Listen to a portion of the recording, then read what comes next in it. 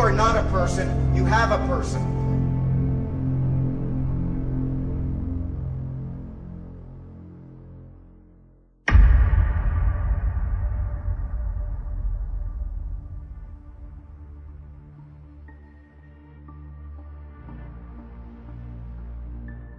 I had planned another closing message, but I feel compelled to say what I'm about to say.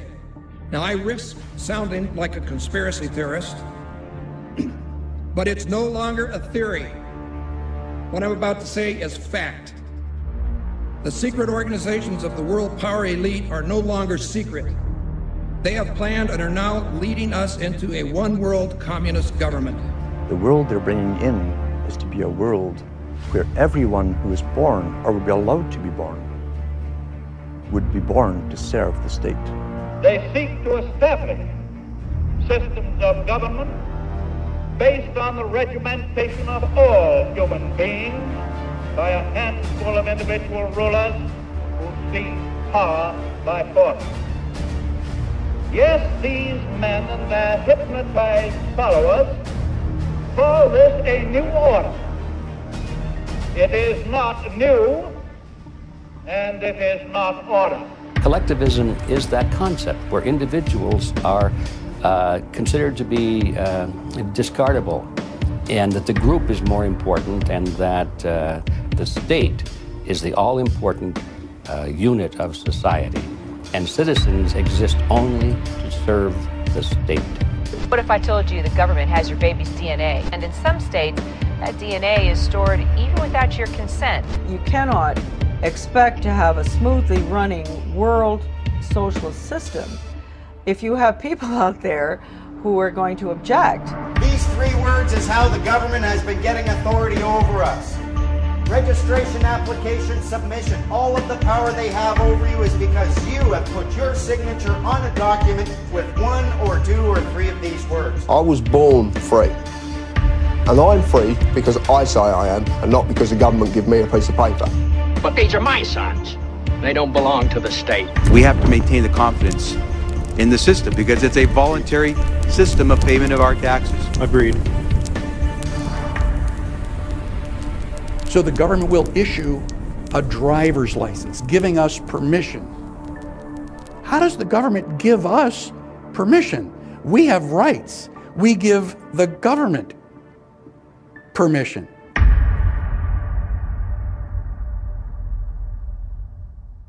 Hi, this is Steve Bates. I began researching the Truth Movement back in 2008, and even back then, I had the foresight to see that within this movement, there are those who, either knowingly or unknowingly, tend to overcomplicate things. And then there are those like myself who follow the KISS rule. Keep it simple, stupid. Having understood this concept, I naturally gravitated towards researchers and presenters who could explain things in very simple terms. This instinct allowed me to avoid all of those highly entertaining, yet intentionally diversionary conspiracy theories, and maintain my undivided focus on just one thing: how the world really works. This film is the culmination of my 6 years of deep research, and in keeping with the KISS rule, it will explain how the world really works simply by placing everything into just 2 categories: the 2 opposing ideological systems that are currently running simultaneously, side by side, and they are collectivism and individualism.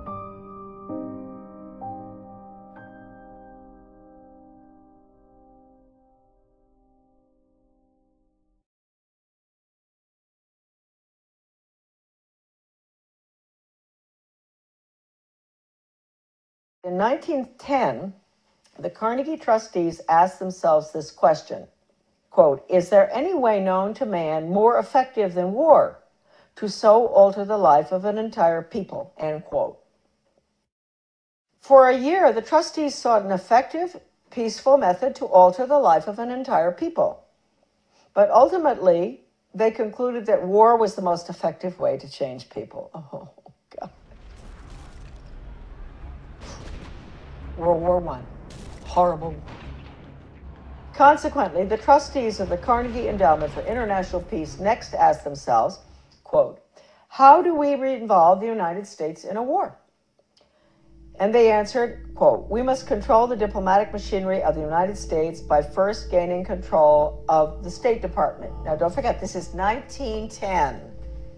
Norm Dodd said that the trustees' minutes reinforced what the Reese Committee had uncovered elsewhere about the Carnegie Endowment, that it had already become a powerful policy-making force inside the State Department.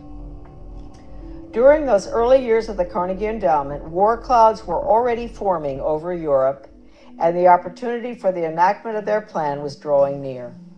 History proved that World War I did indeed have an enormous impact on the American people. For the first time in our history, large numbers of wives and mothers had to leave the home to work in war factories, thus effectively eroding women's historic role as the heart of the family.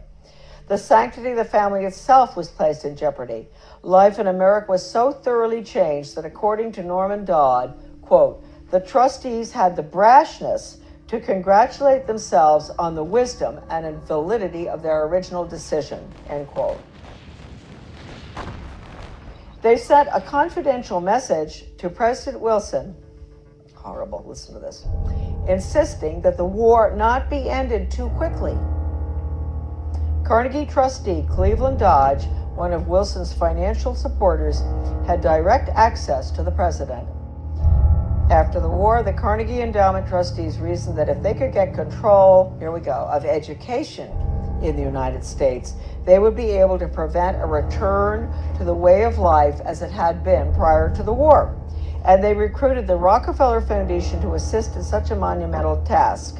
According to Dodd, quote, they divided the task in parts, giving to the Rockefeller Foundation the responsibility of altering education as it pertains to domestic subjects. That was the Southern Education Board they set up.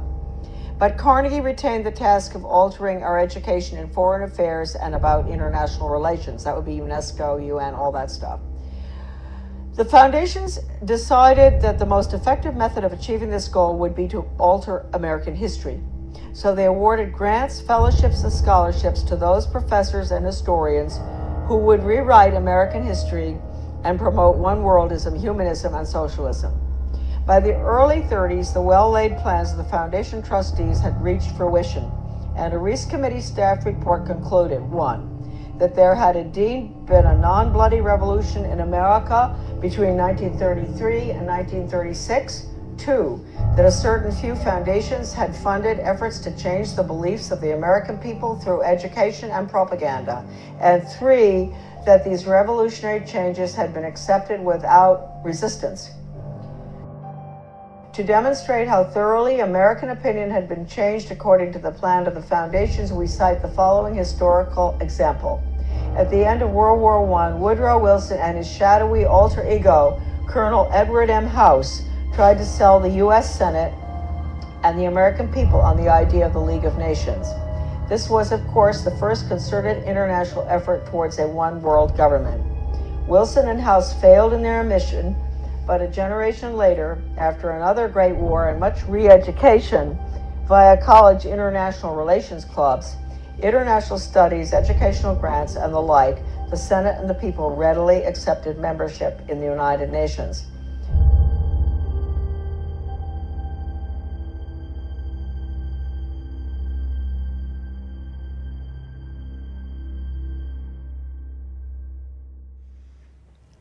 If you look at how politics is run, and you go into the writings of people like Lenin, for instance, Lenin said there are 1,000 directions and systems in which people could go and live under, but the public mustn't know that. He said it's important that the system that's created for them is accepted by the people, so that they think that it's the only system that could possibly work.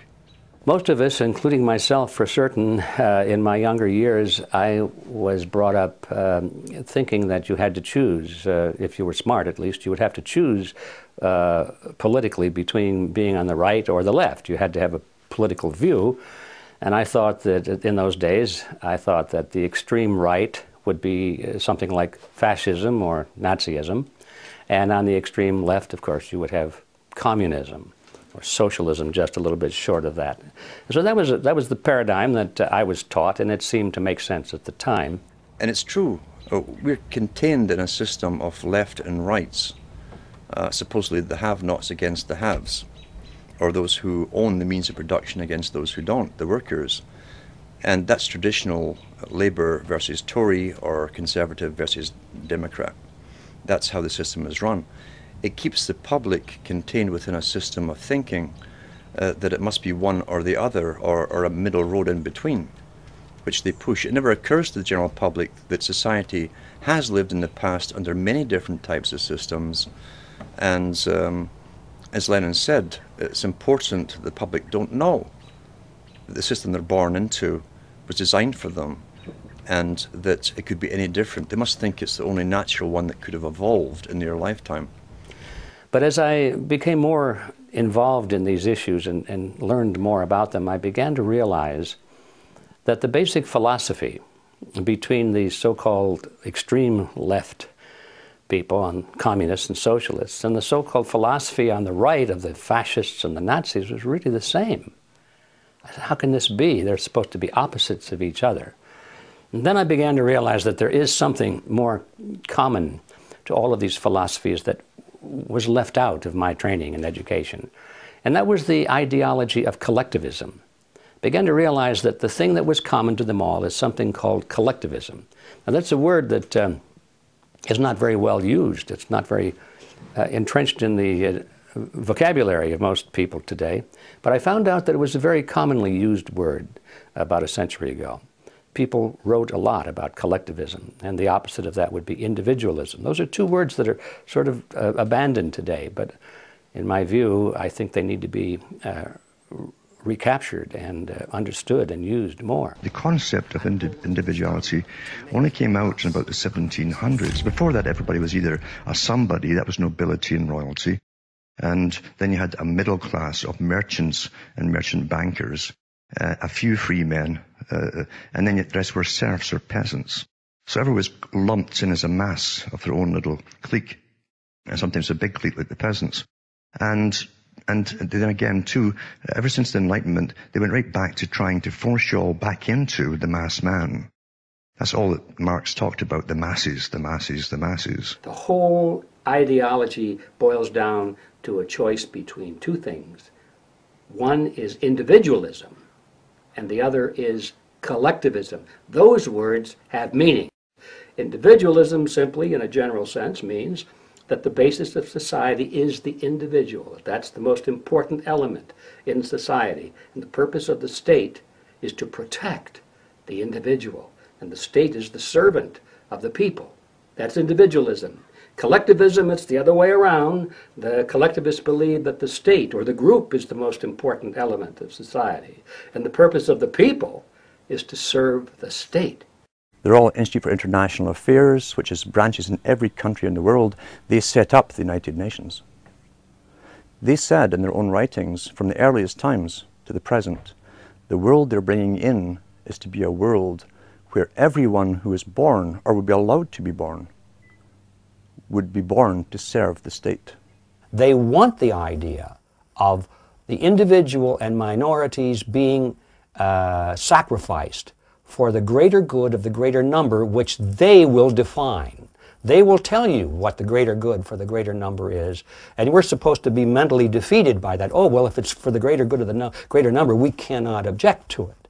And that's how the game is played. They intend to control us through our own minds, getting us to be willing to be slaves because it's for the greater good for the greater number, you see. So once you buy into that, there is no atrocity that cannot be committed for the greater good or the greater number. I've been profoundly influenced by the work of Austrian economist Ludwig von Mises, who developed a whole philosophy and economic system based on the core ethic of non-aggression. Motivated by having witnessed the ravages of communism and fascism in Europe, he committed his life to finding a just way. He recognized that those systems, as well as socialism and even democracy, wrongly assume the rights of the collective, or the group, to be more important than those of the individual. I had always gone along with the view that more people will thrive if we consider the group's needs above the individual's. But when I took a closer look, I found it doesn't really work that way. In the name of what's best for the group, governments have been responsible for most of the war, death, and destruction on the planet. More than 200 million individuals were killed in the 20th century alone. We're big on talking about how we can elect our leaders. But as Dick Gregory once said a long time ago, yes, we can elect our leaders, but you can't select your leaders. How many people have ever wondered, what does the word poll mean? Why do you have to go to the poll? It's like Gallup, the Gallup company, you know, it's called the Gallup poll. Anytime some company is taking a poll, what does that mean? It doesn't mean that they are electing anybody. You take a poll to get a consensus of what the people are thinking. That's what a poll is. It's called a Gallup poll. There are many other companies that conduct polls for universities, for government. So that's what a poll is to get a consensus of what the people are thinking. How many people like this color or this product as opposed to how many like the Pepsi as opposed to Coca-Cola as opposed to root beer? And so they take a poll. And so the poll shows that that the masses all particularly like one product. That's all they wanted to know. Just which one do you like best? It doesn't mean much of anything. It's just a poll. All 6 of them work for the company. They work for the government. Period. But which one do you particularly like? Because this way, if you particularly like one and you vote for him, then we will make him the president of the company, and you will be happy because it was your choice. No, it wasn't your choice. You didn't have the opportunity to select your leader. You only had the opportunity to elect one of the 6 that they gave you, and all 6 worked for the same company. And they've even written about it. There's a fellow by the name of Carroll Quigley, who's a former history professor at Georgetown University. And he wrote several books about this group of people and their origins and their roots coming from Europe and England in particular. And he comes to a very interesting point in one of his books where he says, okay, this is the way the real world is. He said, how is it that we collectivists, we elitists, how can we rule the world when at the same time we want to let the average person think that they're living in a, quote, democracy. They're living in a system where their vote counts. They're living in this world in which they feel that they must participate in their own political destiny. This is a carefully nurtured myth that they want to create, so people will be content with no matter what happens to them, they'll say, well, I voted for it, or I did it. This government is my government. No matter how bad it is, it's responsible to me. And as long as people have that image, then they don't complain so much about how bad it gets because they did it, they think. So Quigley deals with this question, how do you let people think that they're directing their own political destiny when at the same time we, the elite, we are the ones who must direct their political destiny without them knowing it. How do you do that? And he answers the question brilliantly. He said, it's very simple. You've got to have 2 major political parties, and they'll both have the same major goals, the same basic fundamental principles, and they'll argue with each other on the surface with slogans and leadership and style and all of that sort of thing. He said, but we will control them both. There's the strategy. There's the whole scam behind this left-right paradigm. When you understand this history and this reality, you look at it and you say, well, yes, we've got a left wing and a right wing, but they're just opposite wings of the same ugly bird. And that bird is called collectivism. You had better wake up and understand that you have left your government in the hands of other people to take care of things for you because you're too busy with your everyday life. Well, when you leave your personal business and your children and your life in the hands of someone else to take care of you, they're going to take care of you all right. Whatever decisions they make, they're going to take care of themselves, not you. Because you left yourself in their care, they will decide what you will eat. They will decide what you will wear. They will decide if you will have a job or not. Why? Well, because you left yourself in my care. I'm supposed to be in charge of you. So I will decide how much you will make. And you can bet that I'm going to make 1,000 times more than you do, because I'm in charge. After all, you voted for me. Every country was basically signing the same laws, and had been my whole life, at the same time, that affected their societies. Laws were introduced and bills were introduced unbeknownst to the people in those countries that it was being introduced in their neighbouring countries or even across the water somewhere at the same time. I realised there was already a governmental control, obviously, that coordinated all of this, and it led me into the United Nations. For every single department of government you have on a federal, local, county, state, provincial level, the United Nations had an equivalent department to deal with everything. It was already set up, in fact, to be global government.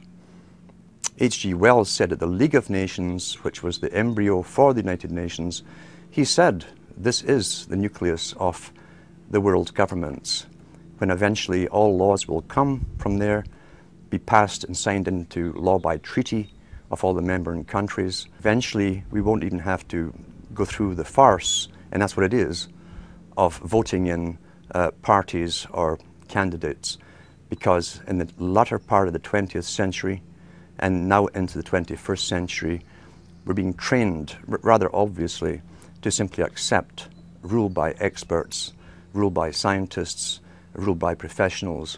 To them, I'm sure they look at it as a wonderful thing. They see it as an end of nationhood, as it has been historically defined. They see that as advantageous, they say, because it'll put an end to war and so forth. And they can sell the idea as a great step toward brotherhood and a unified globe and so forth. They use all of these things to make it sound good.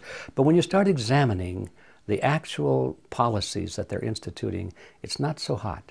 We know, for instance, that communitarianism is a term used first by Bush Sr., talking about the collectivist society coming in. The United Nations has us all split up into communities. It's promoted through local TV. Even Sudbury here has your community. This is your local community. Be involved in your community. They're talking about a politically correct community. That's the problem. Government really penetrated and altered and distorted and changed society through communities. Not just with television, which certainly destroyed the community spirit. The intent of governments, this is how abusers work too. Abusers work with the same technique because they want power over a victim. The abuser will come in and take care initially of problems of the abused. Often the problems are the very outcome of what the abusers have been doing to the victims in the first place. Governments came in with welfare, for instance, a long time ago, in all countries about the same time. At one time, families helped each other out. You didn't need welfare. If someone lost their job, everyone chipped in. You didn't condemn the family member for being unemployed or ill or whatever, or losing their job. Families helped each other. Now, the family, remember, is still really the smallest nucleus of a tribe. And then government came in with unemployment insurance, which they took off you, but nothing was for free. And gradually over time, when people became unemployed or even sick for a while and couldn't work, I heard people even say to their own relatives, well, go to welfare, that's what they're for. There are social agencies to deal with this. Until today, we're in a sad state where even close relatives won't help each other out. They expect the government, the abuser, the government is the abuser. They expect the government to take care of all financial problems for the unfortunate victims. And they stop helping each other out. The family is no longer in the way when government comes for an individual. Each individual will be solely responsible to the government itself, and no family will stand up around them like a primitive tribe and defend them. Because the government's mandate is for control over the victims, not to help the victims. Those who fall under that particular level into the welfare state have their lives run by government agencies and social workers. That's what Huxley says. He says that they won't need their survival capabilities. Russell said the same thing, because the government is taking care and making all their decisions for them. In order to help you, it's really to take you over and have you obeying them and their system. From the time we're very young, we're taught to, worship authority basically because that's our key to survival as young children. But as adults, we never go through the rites of passage that tell us how to methodically think for ourselves, and thus we're always in a state of extended adolescence. Education should aim at destroying free will so that pupils are thus schooled they will be incapable throughout the rest of their lives of thinking or acting otherwise than as their schoolmasters would have wished. Influences of the home are obstructive, and in order to condition students, verses set to music and repeatedly intoned are very effective. It is for a future scientist to make these maxims precise and discover exactly how much it costs per head to make children believe that snow is black.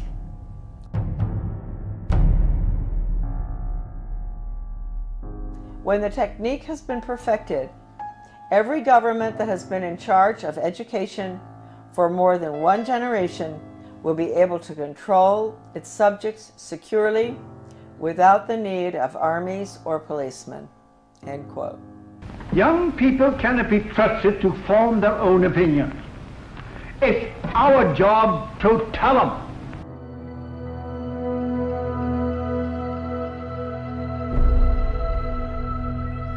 There is an organized effort in our schools today to indoctrinate our children in internationalism. In other words, belief in the United Nations and certainly to do the thought that we should do away with national sovereignty. There's an organized effort in our schools today to teach children about collectivism and the importance of socialism and reliance upon government to change our society. There's an organized effort within education to destroy the belief in absolutes in our children and to destroy a belief in God. The purpose of education in America today is not education. It is indoctrination in internationalism, in collectivism, and in atheism, and they're doing a wonderful job. Some of them are so arrogant, like Julian Huxley, who was the first CEO of UNESCO, who said that UNESCO's function, by the way, the United Nations Organization for Education worldwide, was to create a standardized system of education across the world so that all children could be manipulated into the same thought patterns, belief patterns, and mentality, basically. A standardization process, a Plato's cave that would all grow up in, never knowing anything outside that cave. He was quite blatant about that. It was for social engineering purposes, not for educational purposes as such. In 1980, I went to work for Ronald Reagan, and I worked there for 2 years until I was fired. But I had worked hard for him from 1978 to get him elected, right? And then in 1980, because of the work I'd done and the work in education, they put me, I got an appointment in the U.S. Department of Education.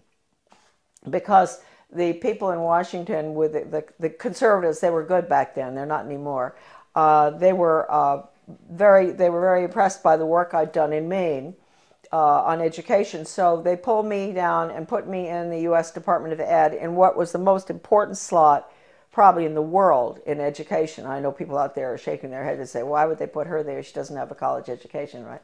Why are they putting her in there? Well, they knew, first of all, Reagan had promised to get rid of the Department of Education, something he didn't do, and I will hold that against him forever because he could have. Since that was the plan when they were staffing the department, they didn't have to put important people in those old slots. Like my slot that I got put into would have been filled by the former president of Harvard or Stanford or something, right? Or University of Chicago. That job had been held in the past by very important people in education. But since they were getting rid of the department, it didn't make any difference. So they just plopped me in. Now talk about the hand of God, huh? And all my files were full of everything they planned on doing. And so I don't even think my boss knew this. You know, he was a so-called conservative. But he became very suspicious about me because I was always busy. Even though I didn't have a lot of work to do from him, I was always busy because I had lots of things to read. And I would stay after work. I'd stay until 2 a.m. in the morning. When everybody was gone, I'd get into everything. Sure, if it had just been the job and all the files and everything had been whisked away by these former very important educational change agent communists, Marxists, I would not have found stuff, but all the stuff was left in the office. What I saw was so depressing. That's hardly the word. I mean, this was the education of Charlotte. It was the greatest horror story I had ever encountered. And at one point, he sent me, he wanted to get rid of me out of that office. He sent me up to the National Institute of Education, which is where all the research is performed. They send out all the grants and contracts to the universities or schools or whatever from there. I found out I was really in the belly of the beast right there, because I had access to all the computer printouts of all the grants and contracts of your money folks going out, not just across our country, but all around the world, about how to change the education system from academics to a brainwashing using Pavlovian, Skinnerian, operant conditioning computers and workforce training for the globalist economy, the corporate fascist socialist communist government that's coming right in this minute. Now look at this news article from Infowars.com. School test teaches kids commands of government officials must be obeyed by all. This is a 10-year-old's English test. But what's even worse is the question that follows it. The wants of an individual are less important than the well-being of the nation. This, my friends, is collectivism being taught to 10-year-olds. Now, if I could ask you, when you were in the Department of Education, what was the biggest piece of evidence you found proving everything that you're talking about now? Well, the White House Private Sector Initiative. I went over there and I said, "What are you doing? It looks like you're merging the public and private sector." And I said, "Isn't that corporate fascism?" And they said, I don't think anybody looks at it that way. Well, that was it. Yeah. That was, under Reagan, the system broke. That was Cap Weinberger, Mad Meese. Together, they decided to change America. The same thing Carnegie Corporation called for in 1934. What is the true agenda of these elites and people like the Carnegie families and the Rockefeller families? Right from the beginning. Yeah. They have really... well, you can go all the way back to the 1700s, you know, with Adam Weishaupt and the Illuminati, and then Karl Marx in 1848 with the copied Weishaupt's work, and then you go to the Order at Yale too. I have the document out of Phi Delta Kappa how they would change education to performance-based.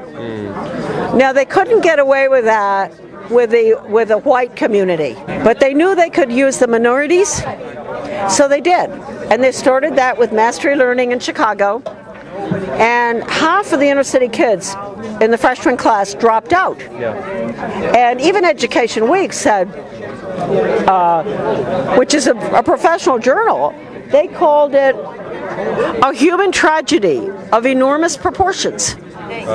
But that didn't stop them from using this non-competitive individual education plan, Skinnerian, dumbed-down curriculum, because they had to perfect it over a period of 30 years with the minorities in order to move it to all of us, which is what they're putting in all the schools now.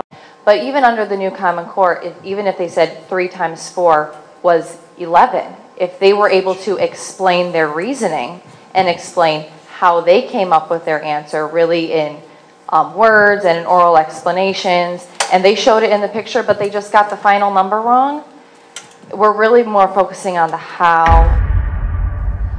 The kids start looking at the state as the family, as the school, as the officials, as their family, not as the parents teaching them.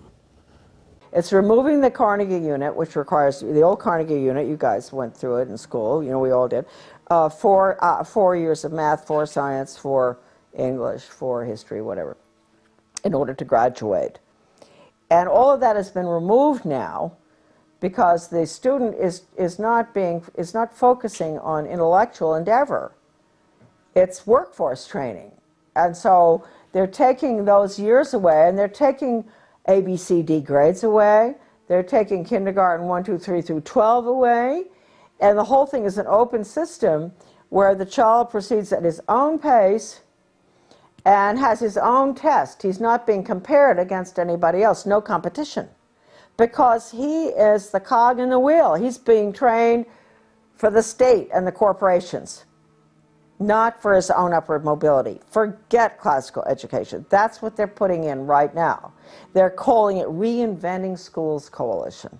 Way back, probably way before Plato, but he's very clear on it, and Aristotle's clear on it, and Hegel's clear on it. Self-knowledge is where it's at. Know what you're capable of, know what your boundaries are, and then your education comes in enlarging those boundaries. And as you do, you get freer and freer. The condition of the average American right now, who has been conditioned by the television and in the schools and pretty much in daily life, you know, with the community councils and all, it goes away from the individual. Everything is to get, well, John Dewey said it, we have to get rid of the individualism. Everything goes towards the collective, the group. And ever since the early 60s or 50s, they've had the training sessions going on. They started in Bethel, Maine, National Training Labs, to use sensitivity training to bring people together in groups, and they'd all spill their guts about everything. And once you've done that, you're dependent on that person, right? Because they know everything about you. So this is the way you form the collective. It really is very interesting, the sensitivity training, how it works. And it says right in the original documents that it's Chinese communist thought control. Well, Americans have been exposed to this now, you know, certainly since World War II. And they've become little collectivists, really, groupies. They think that way. Anybody who thinks as an individual really is looked at askance, you know, strange person, you know, having an opinion that is opposite to what I've heard every night on the TV or in school or in college. Strange person, these individualists, huh? The myriad components of collectivism combine to form a comprehensive system for transforming the individual into a cog within the machinery of the state. The first step is to remove self-reliance, thus creating dependence on the state or collective. The next step is to create a motivation based on fear of scarcity, as opposed to creativity and productivity. Remove the systems of autonomy, creativity, and self-teaching, which help create individuality in the first place, and the void is filled by the will of the collective. Nature abhors a vacuum, and the mind is no different. It's the evolution of slavery, that's all it is. It's very, very simply done as well. What's happening today is not just an elite making a final move to take over anything. Every generation for hundreds of years has been brought up with the same elite's predecessors, designing and running the show for each generation.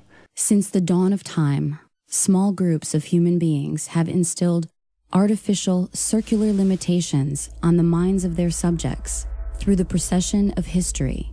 Traditionally, the limitations are imprinted on the servile population through a cunning use of language, instruction, and media for the purposes of conquest, social cohesion, and authoritative order by harnessing the human resources of the broad population. Human history reflects countless stories, regardless of what era you happen to live in, and the common thread throughout these stories is that of the struggle between the state, whatever its form, and the individual, the goal of which is to harness and subsume the individual, willingly or unwillingly, into its group collective. The role of authority is a predatory system that sees the individual basically as a unit of energy. Slavery has always existed in one form or another. There's different ways to have slavery. You can either get a bunch of henchmen, force a tribe into obeying you and being your slaves. That's a lot of force. But you have to feed them, etc. or you can allow them to keep so much of their earnings for themselves to maintain themselves and take off all the rest to supply the elite and the structure of the system over them. In an attempt to assist the state, a 14th century Italian named Niccolò Machiavelli crafted several books intended to help the ruling elite dominate their subjects with the most effective psychological warfare techniques available to the world at that time. And he was trying to convert the Medici family into hiring him to provide political advice. Conspiracy is the story of history. It's the story of plunderers taking care of people who produce. They claim to take care of them through government, which doesn't give you anything, it doesn't take away first. So it's not creating something out of nothing. It's very real what they're doing. They're taking your rights or taking some people's rights and adding more to someone else's rights. Concurrent to Machiavelli's efforts, the consequences of tyranny were sowing the seeds of liberty throughout Europe, with authors like Etienne de la Boétie of France leading individuals to consider their situations and discover effective means to achieving liberty for all. So this whole idea of Machiavelli telling the ruling elite how to do this in a more efficient and effective manner without people directly knowing about it. But his mistake is that these books get out there and other people start to read these books because it's not just the ruling elite. This starts to have an influence in Europe. You've got a character named Etienne de la Boétie who writes a discourse on voluntary servitude. And basically what de la Boétie does is he shows you that everything that Machiavelli told the ruling elite about how to control you is undone when you understand it to the nuts and bolts level, where you can then withdraw your consent, and that only then are you free. Ever since the late 1800s, you started to see the royal class slowly moving away and basically getting rid of their power to govern. And there's a reason for this. It's because the elite of the world were in the process of changing the system. They realized that rule by monarchy has a finite life, and it was nearing its end towards the end of the 1800s, beginning of the 1900s. Rule by royalty was pretty much done. So they realized this and wanted to change the system. People for the first time were standing up and demanding human rights. Well, you can't have human rights under rule by royalty, because under rule by royalty, you're a subject or a servant. There are two types of control. One you can see, touch and taste: communism, fascism, dictatorship like apartheid in South Africa. You know that you're in a dictatorship. That has a finite life, because when people know the situation they're in and they can see their controllers, then the desire for human freedom, it may take some time, but that desire will eventually overturn that control. The greatest form of control is dictatorship you cannot see, the prison without the bars, as I call it, with the facade of freedom and this farce called democracy, which is ludicrously connected to the word freedom when it is anything but. And this covert control leads people to sit in a prison cell thinking they're free because they can't see the bars, because they appear to be free. But appearance is all that it is. Royalty started stepping back. Government started stepping in. And then they started changing the system to a collectivist system. So when you had this apparent explosion of freedom around the world, when the former colonies were given independence, what actually happened was dictatorship they could see was replaced by dictatorship they couldn't see, far more potent, far more effective. Now, one of the earliest signs of people demanding their rights and government reflecting those rights in amendments would be the 13th Amendment to the United States Constitution. It says, "Neither slavery nor involuntary servitude shall exist within the United States." Now, most people think that's a pretty straightforward statement. They're getting rid of the black slavery. That might have been what they were doing, but it's not the entire intention. If you examine it, it actually has a double meaning. Neither slavery nor involuntary servitude shall exist. Well, what that actually did was it turned voluntary servitude into a perfectly legal concept. Now, this is what the collectivist system is based on.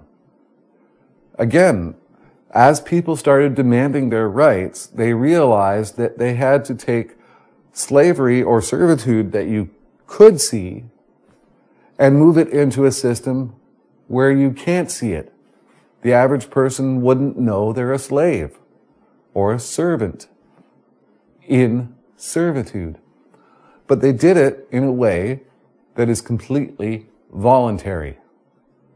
All you have to do is scrutinize and examine the laws of your nation,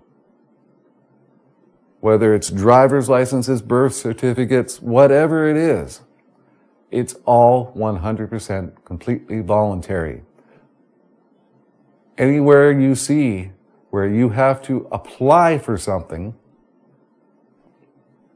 that's a voluntary act. Applying for something is a voluntary act. These 3 words is how the government has been getting authority over us. Registration, application, submission. All of the power they have over you is because you have put your signature on a document with 1 or 2 or 3 of these words. The word registration, what does it mean? I thought I just put my name down. Nuh-uh.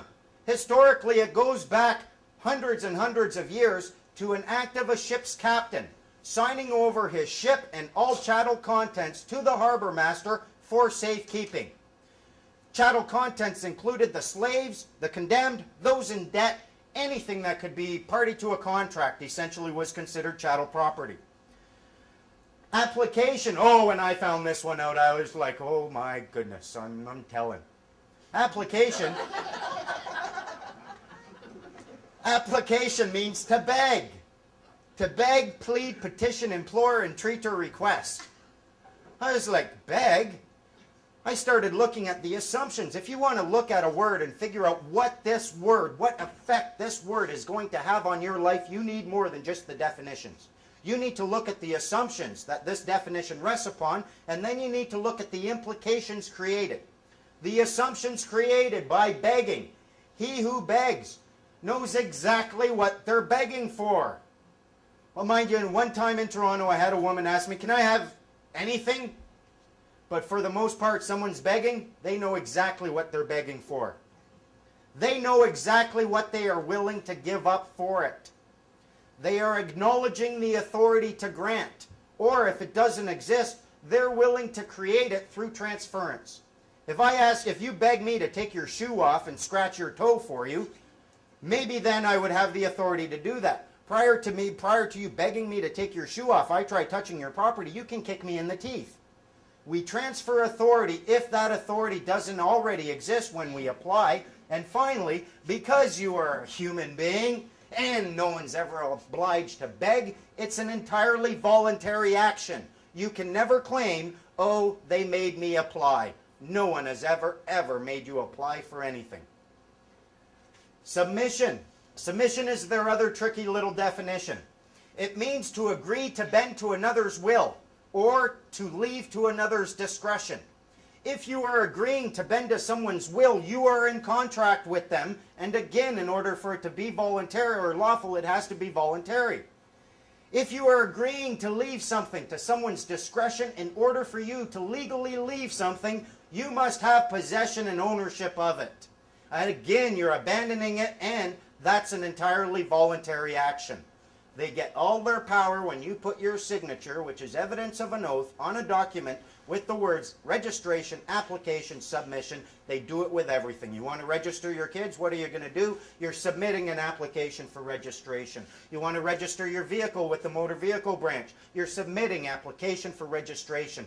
You want to register your real property? Submitting application for registration every time.